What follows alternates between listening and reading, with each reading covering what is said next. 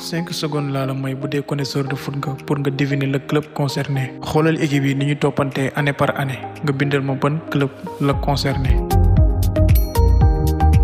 Alors gars yi comme ni ngeen ko gisee il s'agit des clubs qui ont éliminé le Barcelone depuis 2015 en Ligue des Champions am na si ñaar ñoo xam ne Europa League la. gars yi lan moo tax Barça bu jëlee avion rek am problème heure bu génnee Liga il a des difficultés loolu laa bëgg ñu waxtaanee ko tey.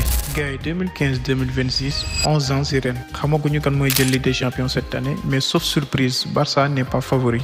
Alors il s'est fait éliminer en Ligue des Champions par la plupart des équipes italiennes Rome, Inter, Juventus. Après équipe anglaise Liverpool remonté na ko waaye Man U éliminé na ko Europa League. Championnat Allemagne Bayern éliminé na ko Francfort éliminé ko Europa League waaye championnat France Paris éliminé na ko ñaari yoon sur les 10 années. nga gis ni sur les 5 championnats majeurs à chaque fois ki fa gën a baax bu taseeg Barça Ligue des Champions da koy wàccee mu mel ni Barça dafay yàq deru championnat Espagne alors que si diggante année yooyu Real Madrid compétit na si 5 fois jël ko. On va pas être long. Première explication bi mooy la rupture de la MSN par le départ de Neymar.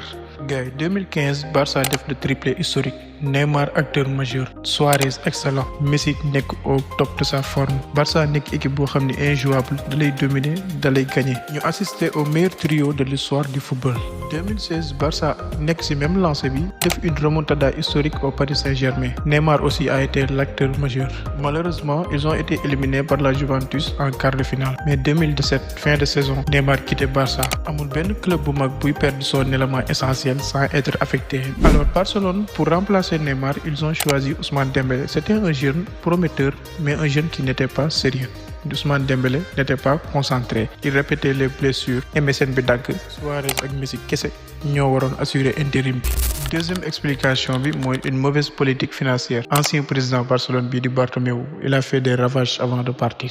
Période 2018 ba 2021 Barça dafa traversé crise financière bu metti li ko waraloon mooy une masse salariale très forte et non soutenable par l'équipe. Messi il coûtait cher au Barcelone Suarez y compris waaye Gérard Piqué avant de partir ñoom it noonu la ñu sonalee woon Barça. Barcelone jënd Ousmane Dembélé 120 millions d'euros jënd Philippe Coutinho 150 millions d'euros di def ay recrutement te jour yëpp ku si ñëw day flop. Équipe nag bu dee yaa ngi dépensé te jëloo ay trophées majeurs comme ay Ligue des Champions say revenus dafay wàññeeku malgré que nag am na yeneen source de revenu yu club yi am à savoir les publicités droits TV yi waaye recrutement boo mënti gis trophée mooy li nga xam ne mooy objectif principal bi. ñu nekk ci benn période boo xam ni Barça est devenu un club lambda ku jug ñëw football Barça Jérémy Mathieu Deulofeu Martin Braithwaite Adama Traoré sax football na Barcelone parce que lan financièrement mënuñu woon def ay offres colossales. C'était des petits joueurs mais il avait accès au Barcelone.